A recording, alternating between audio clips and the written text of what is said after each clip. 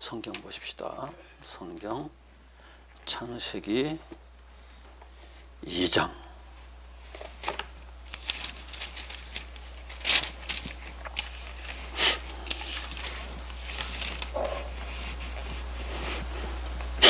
창세기 2장 7절부터 10절까지 몇 군데서 적는데 먼저 창세기 2장 7절부터 10절까지 같이 읽습니다. 여호와 하나님이 땅의 흙으로 사람을 지으시고 생기를 그 코에 불어넣으시니 사람이 생명이 되니라. 여호와 하나님이 동방의 에덴에 동산을 창설하시고 그 지으신 사람을 거기 두시니라. 여호와 하나님이 그 땅에서 보기에 아름답고 먹기에 좋은 나무가 나게 하시니 동산 가운데에는 생명나무와 선악을 알게 하는 나무도 있더라. 아멘. 거기까지만 보시고요. 그 다음 15절 16절 17절까지 같이 읽습니다.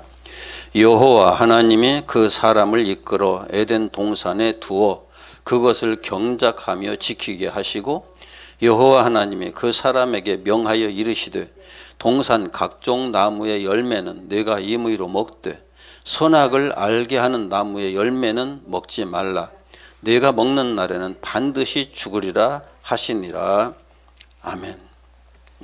이제 3장으로 넘어갑시다. 3장 1절에서부터 5절까지 3장 1절에서부터 5절까지 같이 읽습니다.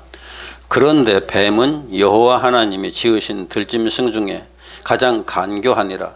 뱀이 여자에게 물어 이르되 하나님이 참으로 너희에게 동산 모든 나무의 열매를 먹지 말라 하시더냐. 여자가 뱀에게 말하되 동산 나무의 열매를 우리가 먹을 수 있으나 동산 중앙에 있는 나무의 열매는 하나님의 말씀에 너희는 먹지도 말고 만지지도 말라 너희가 죽을까 하노라 하셨느니라. 뱀이 여자에게 이르되 너희가 결코 죽지 아니하리라. 너희가 그것을 먹는 날에는 너희 눈이 밝아져 하나님과 같이 되어 선악을 알 줄 하나님이 아심이니라. 거기까지만 읽읍시다. 오늘은 선악지식나무와 생명나무가 도대체 뭘 의미하는 것인지 다시 한번 나누면서 하나님께서 왜 이걸 에덴 동산의 중앙에, 지난주에 이제 에덴 동산 중앙에 대한 얘기 했잖아요. 그것이 어떤 의미를 가지는지를 같이 확인해 보려고 합니다. 선악을 알게 하는 나무, 선악 지식의 나무. 원문에 보면은 선악이라는 의미보다 옳고 그름의 지식, 옳고 그름의 지식, 좋고 나쁜 지식, 맞고 안 맞는 지식, 그런 의미예요. 그러니까 무엇이든지 딱 우리가 그 지식을 가지고 있으면 그 순간에 보면은 이거 옳다 옳지 않다를 바로 판단할 수 있는 지식을 갖게 된다는 말이죠. 이것이 좋다 나쁘다 하는 바로 그런 지식을 가지게 된다는 말이지요. 그 지식을 가지는 것이 나쁜 건가요? 저와 여러분들은 어려서부터 그 지식을 배우면서 살았어요. 왜 그러냐면은 뭘 하더라도 이게 맞는 건지 안 맞는 건지 옳은 건지 그런 건지 좋은 건지 나쁜 건지 이걸 모르면은 우리는 세상을 살아갈 수가 없어요. 이 땅에서. 그걸 모르면은 말이 안 되는 거죠.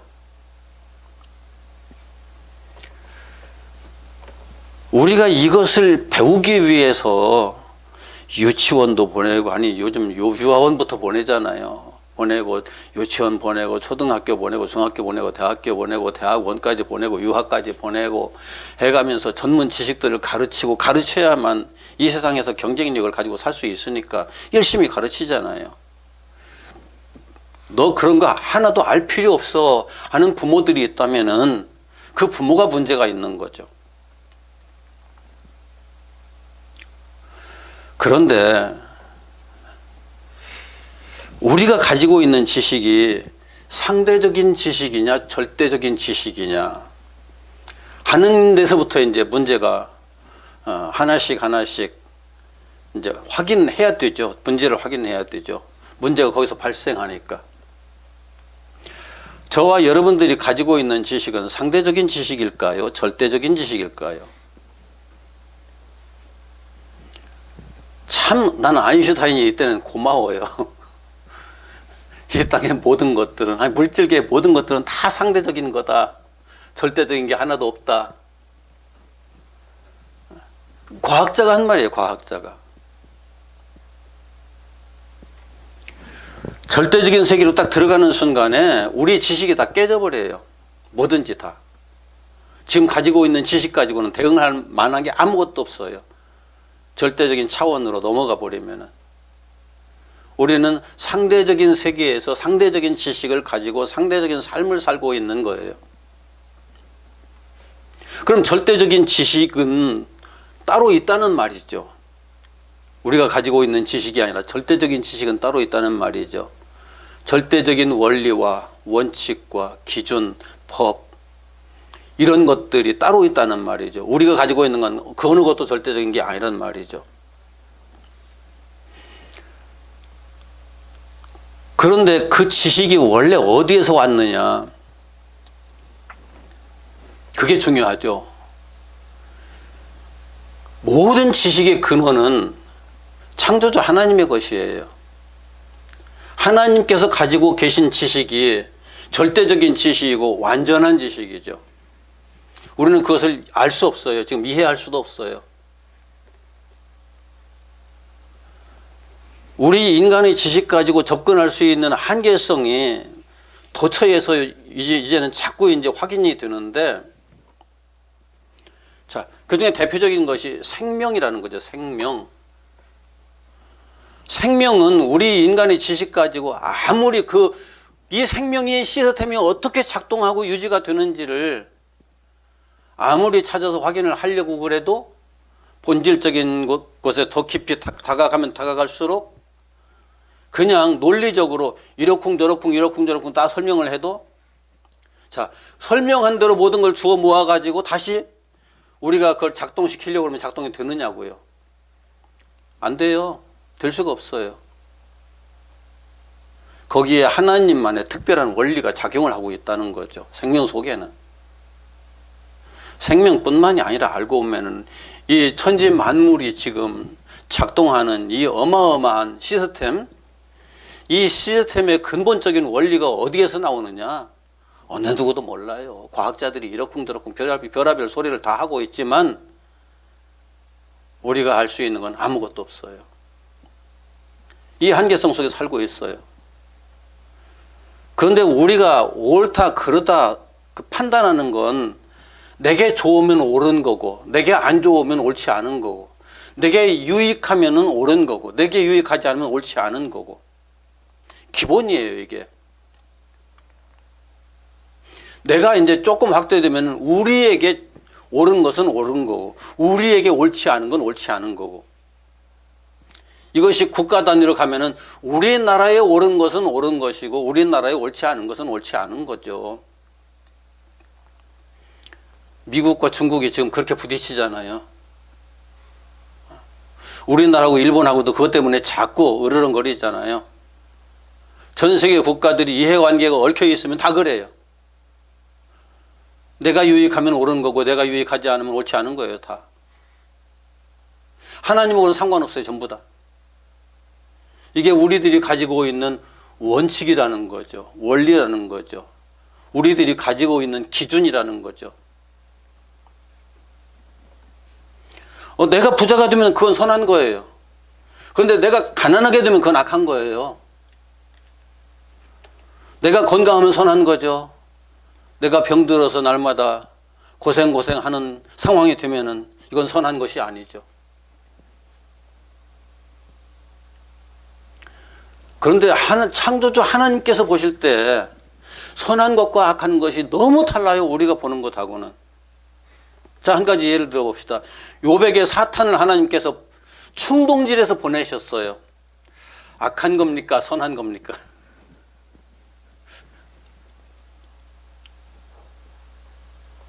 아니, 그 말도 안 되는 거잖아요. 우리들의 상식으로는. 하나님께서 욥한테 사탄을 충동질을 해가지고 보내셨다고요. 말이 돼요? 그런데 하나님이 그러셨어요. 그리고 나서는 사탄이 회에 와가지고 이제 지혜 볼일 다 보고 나서는 욥을 갖다 이제 쫄딱 망하게 해놓고 나서는 하나님한테 왔거든요. 하나님께서 또 충동질 하시죠?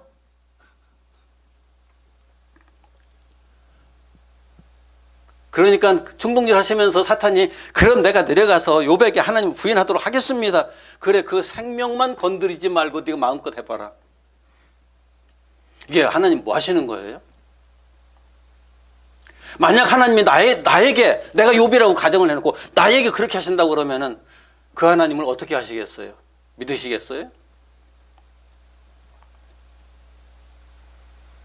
우리나라가 공산주의가 된다고 난리 지기는데 하나님께서 허락하신다면 어떻게 하시겠어요?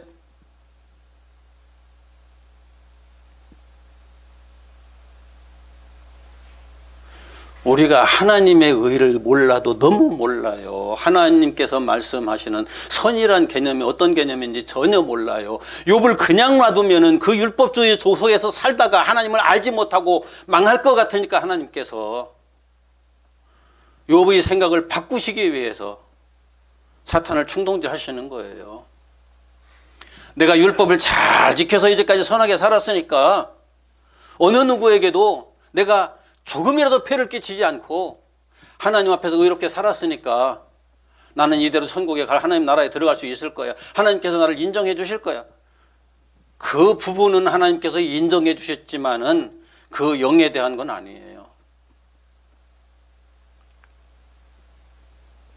그 고난을 다 겪고 나서 욥이 내가 예전에는 하나님을 말로만 들었었더니 이제는 눈으로 배웁니다라고 고백을 하잖아요. 그럼 욥의 눈에 하나님이 진짜 보였을까요?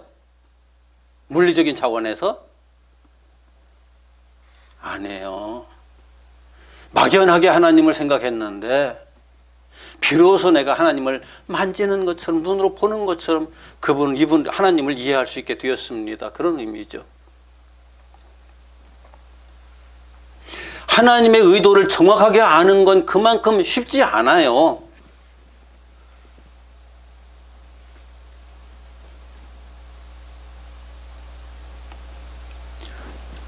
아담에게도 선악을 알게 하는 나무를 두신 것이 욥에게 율법을 주신 것하고 똑같은 상황이었던 거죠.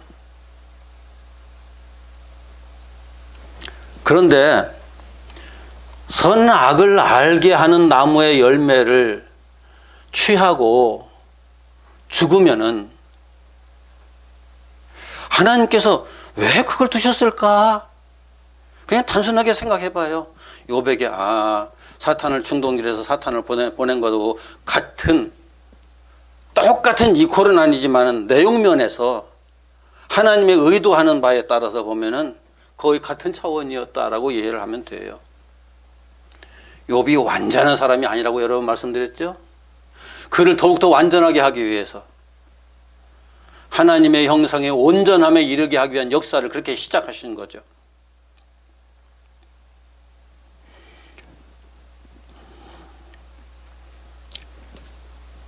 하나님만이 절대적인 지식을 가지고 옳고 그름을 판단하고 선하고 악함을 판단하고 좋고 나쁨을 판단하는 이러한 일을 하셔야 되는데 완전하지 못한 인간이 그 지식을 가지게 되는 순간 그때부터 그 지식이 어떻게 사용되나요? 자기 중심으로 사용된다고요. 자기 중심으로. 내가 완전한 하나님처럼 완전한 존재라면 내 중심으로 사용해도 상관없어요. 그런데 아직 아담은 하나님처럼 완전한 존재가 아니에요. 그렇기 때문에 내가 그걸 갖는 순간에 너는 죽어라고 말씀하시는 것은 하나님의 창조 원리가 깨진다는 의미도 있고 그 법에 따라서 너는 죽음을 경험하고 새로운 피조물로 탄생되는 그 역사를 내가 친히 겪어야 될 거야 라고 말씀하시는 거고, 그것 때문에 하나님께서도 성자 예수로 이 땅에 오셔서 십자가 지고 죽으시는 역사까지 같이 포함되어 있어요. 거기에. 이 말 한마디가 단순하지는 않아요. 그래서 우리가 선악을 알게 하는 지식을 가지게 되면은, 옳고 그름에 대한 지식을 내가 가지게 되면은 항상 나타나는 것이 미국같이 중국같이 한다니까요. 내가 하는 건 옳은 거고 네가 하는 건 옳지 않아. 지금 한국에 있는 모든 기독교인들이 하나님의 말씀을 잘못 배워가지고, 다 그렇건 아니겠지만 대부분의 기독교인들이 잘못 배워가지고 내가 하는 건 옳고 네가 하는 건 옳지 않아라고 말하는 사람들이 너무 많아요.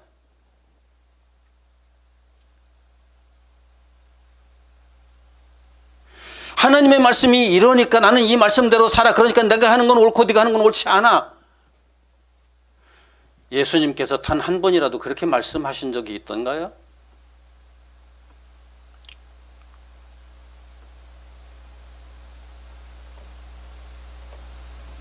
예수님께서 내가 하는 게 옳다고 그러면 죽으시면 안 되죠.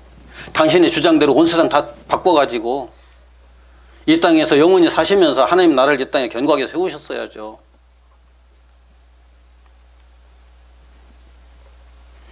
예수님은 우리의 죄를 당신에게 다 끌어당기셨어요. 이거 내 죄야, 내 죄야. 그리고 십자가에 달려 죽으셨어요. 그것 때문에 오셨거든요.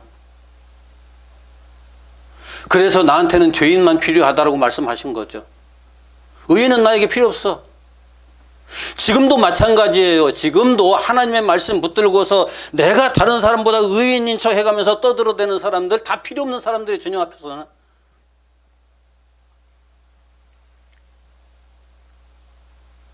끝까지 주님 앞에서 내가 죄인입니다 라고 말할 수 있는 사람이어야 되고, 사람 앞에서도 나 같은 죄인 없습니다, 내가 죄인 중에 괴수입니다 라고 바울처럼 고백할 수 있는 사람이 돼야죠.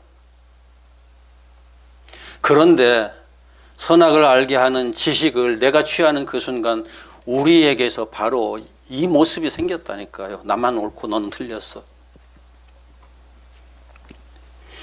아담과 하와에게서 그 모습이 즉시 나타났어요. 죽자마자 하나님께서 딱 나타나셔서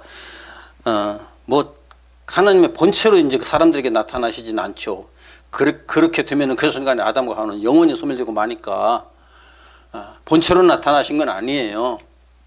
그런데 이제 아담이 그 하나님처럼 느끼고 그렇게 이제 그 하나님과 대화를 할 수 있는 그런 상황까지 하나님께서는 아담에게 느끼게 해주셨으니까, 그 과정에서 너 어디 있느냐, 내가 벗었으므로 숨었습니다. 네 벗은 것을 누가 알게 했느냐, 내가 너에게 먹지 말라는 그 나무의 열매를 먹었느냐. 예, 하나님께서 지어주셔서 나와 함께 하게 하신 그 여자가 내게 그 열매를 갖다 주므로 내가 먹었습니다. 자, 보세요. 선악을 알게 하는 나무의 열매를, 선악 지식의 열매를 하와가 갖다 준 건 맞아요. 그런데 하와가 속여가지고 몰래 주스를 만들어가지고 먹였나요? 어떻게 했어요? 뱀이 유혹한 대로 이걸 뱀이 나에게 그렇게 말했는데 내가 먹었어. 당신 한번 먹어봐. 그럼 선택은 누가 하는 거예요? 선택은 아담이 하는 거예요. 하와가 하는 게 아니에요. 지가 선택해서 지가 먹어놓고 나서 하나님께서 만들어주신 여자가 나에게 갖다 줬기 때문에 지금 누구 핑계 되는 거예요? 결과적으로 1차적으로는 하나님 핑계, 그 다음으로 여자, 그렇게 가죠. 우리들이 이 땅에서 무슨 실수를 저질렀거나 잘못을 했을 때 나타나는 현상이 바로 그렇잖아요. 항상 내 잘못이야 라고 얘기를 안 하죠. 여간에서 안 하죠. 누구 때문에를 항상 생각하죠. 먼저 말하죠. 이게 선악을 알게 하는 나무의 열매를 먹어버린 인간의 모습이에요. 선악을 알게 하는 나무의 열매, 에덴 동산에 쫓아가지고 찾아서 거기 가서 그 나무 찾아가지고 그 열매 뚝 따먹고서 비로소 먹었다. 그런 얘기가 아니라니까요. 우리가 이 땅에서 태어나는 순간부터 배우는 것이, 인본주의 가치관을 통해서 배우는 것이 바로 그거예요. 그런데 교회에서도 그렇게 가르쳐요. 절에서도 가르치고. 이 세상 모든 지식체계가 우리들을 그렇게 가르치고 있어요. 그 지식을 많이 가지고 그 지식을 얘기하면 굉장히 유식한 사람처럼 보이고 능력 있는 사람처럼 보이죠.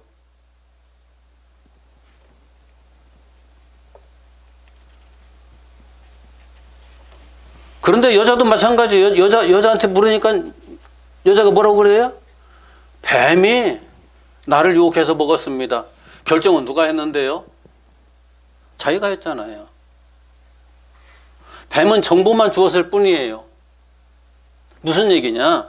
어려서부터 저와 여러분들이 배운 것은 정보예요. 전부 다. 정보 드리고 이렇다는 얘기를 다 들으면서 컸어요. 그리고 결정은 언제든지 내 행동에 따른 결정은 누가 해요? 내가 하잖아요. 내가 하는 말도 내가 결정해서 하는 거고, 그럼 내 하는 말이 내가 결정해서 하는데 그 결정하기까지 생각이 머릿속에 뱅뱅이 여러 가지가 돌겠죠. 생각이 돌다가서 머릿속에서 딱 굳어지면 그래 이거야 하고 이제 그때는 말을 하든지 행동을 하든지 나가겠죠. 그때 우리는 하나님의 뜻을 먼저 생각해야죠. 당연히. 이때 내가 지금 주인이 되는지 하나님이 주인이 되시는지를 먼저 확인을 해야죠. 이 지식의 주인은 하나님이야. 내가 아니야. 먼저 그렇게 생각할 수 있는 사람이 되어야죠. 그렇지 않으면 우리는 그 지식에 지배를 당해요. 내가 지식을 지배하는 것이 아니라 내가 가진 지식을 내가 지배하려고 하면 내가 감시를 해야 돼요. 좀 냉정해져야죠. 그래서 내가 가지고 있는 지식은 단순히 지식이 아니에요. 내 지정의를 다 끌고 다니면서 움직이니까 그때 항상 하나님의 사람에게 유리한 건 하나님하고 무릎 꿇고 기도 시작하는 거예요. 꼭 그냥 진짜 무릎 꿇고 바닥에 주저앉을 필요는 없어요. 무릎을 꿇는 마음으로 하나님 앞에서 서 있든지 앉아 있든지 운전을 하든지 뭘 하든지 밥을 먹고 있든지 하나님 앞에서 먼저 묻고 여기서 내가 튀어나오지 않도록 해 주십시오라고 기도하는 게 중요한 거죠.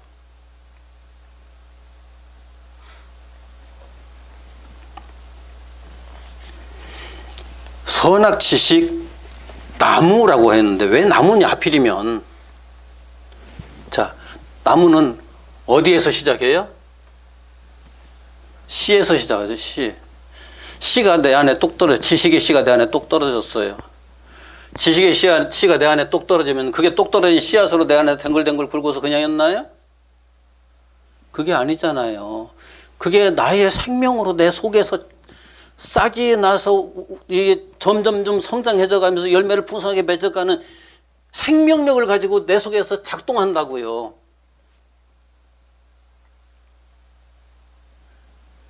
우리가 지식을 배우지 말라 그게 아니에요. 제가 말씀드리는 건 분명히 에덴 동산 중앙에 딱 두셨어요. 아담 보고 이거 봐라는 거예요. 보고 그걸 네 것으로만 삼지 마라 그 얘기예요. 주인이 하나님이시니까.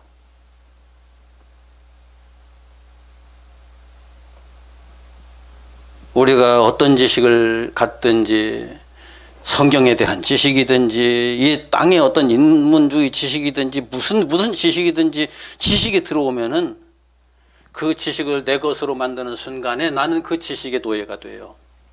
꼭 기억하세요. 내가 그것을 가졌는지 그것이 나를 가졌는지도 이해를 못한다고요.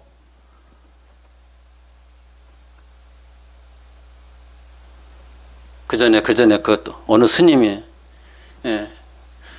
난초를 갖다 이게 굉장히 비싼 난초를 선물을 받았는데 선물을 받아가지고 애지중지하면서 관리를 하다가 어느 날 잠깐 햇볕 보라고 내놨었는데 그러다가서 볼일 보러 차 타고 나가버렸어요. 가다가 보니까 난화분을 그냥 햇빛이 내려쬐는 데다 그냥 놓아도 왔단 말이에요. 불안해가지고 하루 종일 불안해가지고 저녁에 와서 보니까 나나에 다 탔더래요. 햇빛에. 탄난을 보면서 한참 있다가 내가 저걸 가진 줄 알았는데 저것이 나를 가졌네. 우리가 그렇다니까요. 내가 소유한 것 어떤 것이 됐든지 어느 순간에 그것이 나를 지배해요.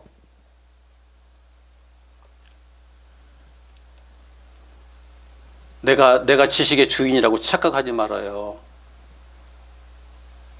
나는 내가 가진 지식의 지배를 받으면서 살아요. 그 지식에 내가 지배를 받지 않으려면 우리는 끊임없이 기도하는 방법밖에 없어요. 그 순간 무슨 생각을 하든지 뭘 결정하든지 하나님 앞에서 내가 이것에 지배받지 않게 해주십시오.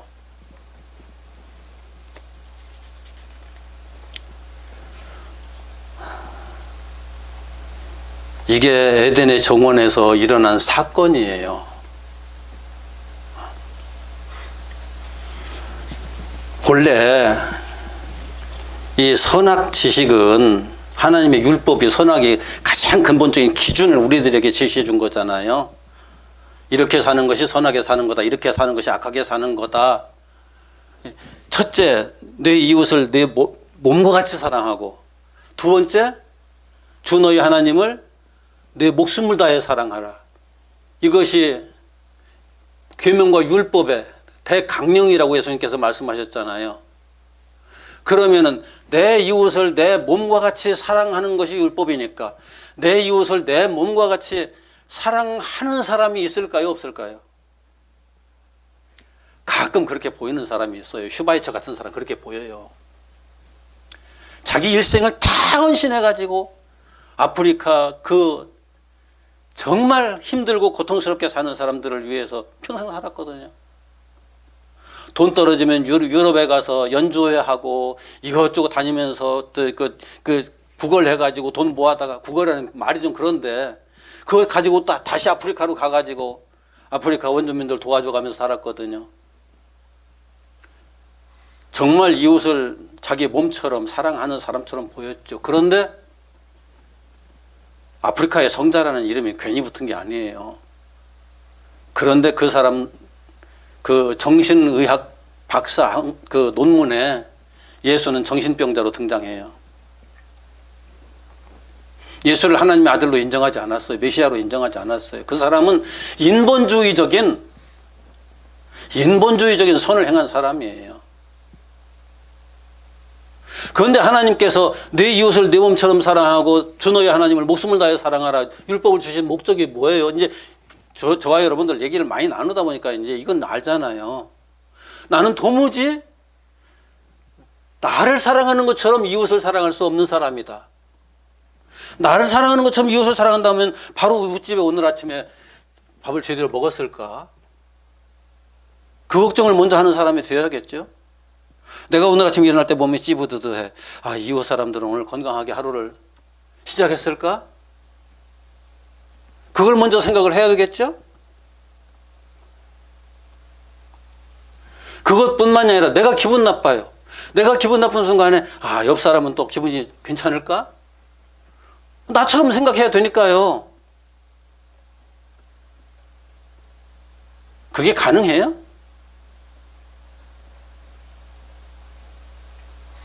하나님을 목숨을 다해서 사랑하라? 이게 결국은 나는 할 수 없는 죄인입니다라는 것을 확인하기 위한 율법은 그 방편뿐이에요. 결국은 이 선악을 알게 하는 나무를 제대로 먹으면은, 하나님의 지식을 제대로 먹으면은 내가 죽은 죄인으로 발견된다고요. 하나님의 말씀을 제대로 먹으면은 내가 말씀을 들었으니까 이 말씀 가지고 뭘 해야지 하는 것이 아니라 이 말씀을 먹는 그 순간 나는 죄인입니다. 아무것도 할 수 없는 존재입니다. 오직 당신께서만 하셔야 합니다. 그러게 이제 죄인으로 발견된 다음에, 그 다음에 하나님께서 율법에서 뭐라고 말씀하셔요? 내가 죄인인 것을 깨달았거든. 이제는 제사 드리러 와라. 제사하러 와라. 그러셨잖아요. 하나님의 율법이 두 구조로 되어 있다고 그랬죠. 정죄하는 법, 의롭게 하는 법, 죽이는 법, 살리는 법, 사망의 법과 생명의 법. 바울이 그렇게 표현을 했어요. 이 선악을 알게 하는 나무는 사망의 법이에요. 생명나무는 생명의 법이에요. 살리는 법이에요. 그런데 이것을 따먹고 죽자마자 이걸 바로 따먹으면 하나님께서 된다고 그랬어요? 안 된다고 그랬어요? 안 된다고 거기에서 아담과 하와를 쫓아내죠. 왜 그랬을까요? 왜 그랬을까요? 이 법의 본질을 다 깨닫고 이해하고 이걸 통해서 이루어야 할 것 다 이룬 다음에 이 법으로 와야 돼요. 그래서 이 땅에 성막을 중심으로 한 이스라엘 백성들의 그 생활을 통해서 율법 주시고, 그 율법이 두 가지, 죽이는 법과 살리는 법 했잖아요. 죽이는 법 주시고, 죽이는 법에 의해서 여기에서 자기가 죽은 존재로 확인된 다음에 살리는 법으로 와서 제사의 과정을 거치면서 철저하게 회개하고 부인하고 자기를 십자가에다 못 박고 예수 그리스도와 함께 부활하는 역사 속으로 들어가는 거죠. 이것이 생명의 법으로 나아가는 것이고 생명나무의 열매를 먹는 거죠.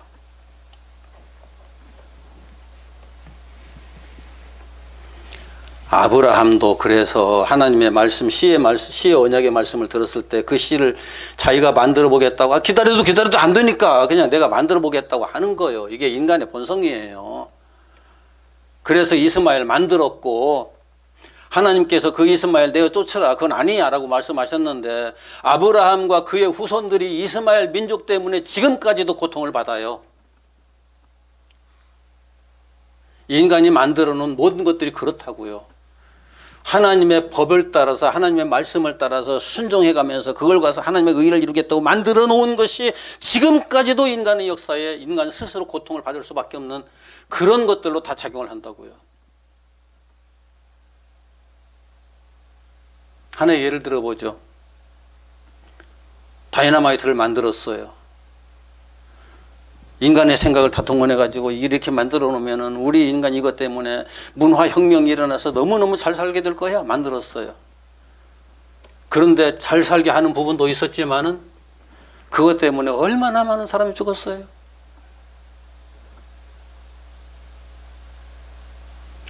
지금도 총이나 폭탄이나 전부 다 그 원리 가지고 지금 작동을 하잖아요.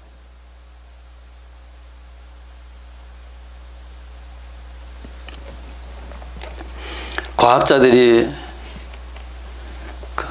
원자력을 생각할 때는 인류 평화를 위해서 사용할 것이라고 생각했어요. 그런데 2차 대전 때 그것이 무기로 바뀌어버렸어요. 그래서 원자폭탄이 됐고, 지금 원자폭탄은 이 지구를 몇 번 박살내고도 남을 만큼의 원자폭탄이 지금 만들어져 있거든요.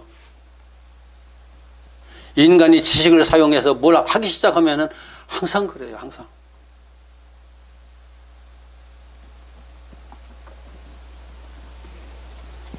그래서 그것을 먹으면 너 죽어라고 하신 하나님의 말씀의 의미가 이것도 단순하지 않아요. 그래서 지금 우리는 인간이 그 지식의 열매를 먹어버린 그 문화 속에서 그런 문명을 일구고 있는 이 세상에 우리가 살고 있잖아요.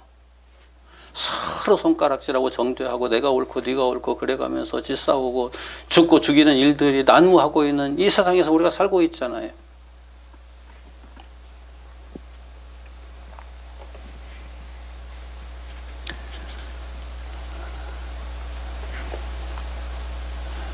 구약 성경에서 그 하나님께서 이스라엘 백성들에게 그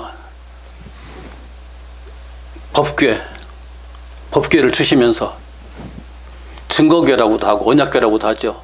법궤를 주시면서 절대 뚜껑 열지 마. 법궤 안에 뭐 들어가 있어요?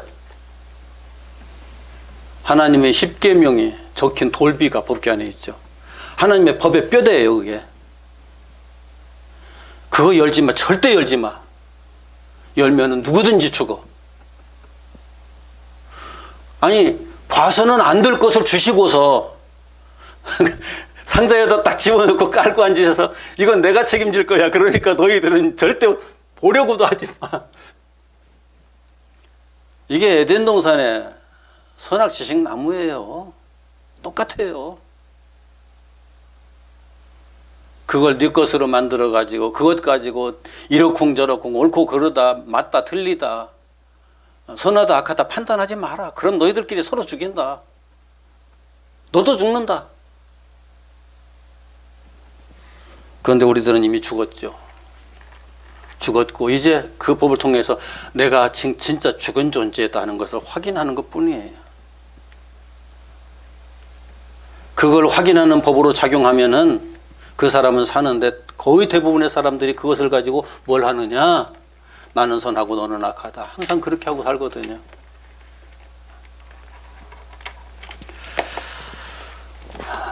말씀을 정리합니다.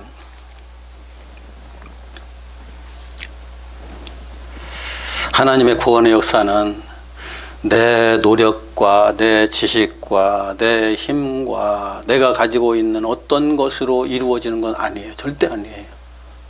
나의 구원은 그렇게 이루어지지 않아요. 나를 그리스도와 함께 십자가에다 못 박아야 그 구원의 역사가 시작이 되는 거죠. 자기 부정이 그래서 예수님께서 아무든지 나를 따라오려거든 자기를 부인하고 자기 십자가를 지고 나를 줬을 것이니라 말씀하셨지, 내 의를 가지고 세상에서 그 의를 행하라 그러면은 내가 너희를 구원하리라 말씀하시지 않으셨어요. 이러한 영적 본질을 이해하지 못하기 때문에 우리는 항상 아담이 했던 말, 죄 때문에 해가면서 살아요. 아직까지도. 누구 때문에. 본질은 누구 때문에가 아니에요. 하나님께서 그를 보시면서 누구 때문에라고 할 수밖에 없도록 하시는 이유가 내가 하나님이 필요한 존재이고 나는 죽은 존재입니다 라는 것을 확인시켜 주시기 위함이고, 그때 엎드려서 당신만이 하십니다 라고 무릎 꿇을 수 있는 사람이 되면은 거기에서 은혜의 역사는 시작이 되죠. 생명의 역사는 시작이 되죠. 그런 생명의 역사 속에서 저와 여러분들이 날마다 새로운 피조물로 주님 앞에서 발견되는 이러한 은혜의 사람들, 믿음의 사람들 다 될 수 있기를 소망합니다. 기도합시다.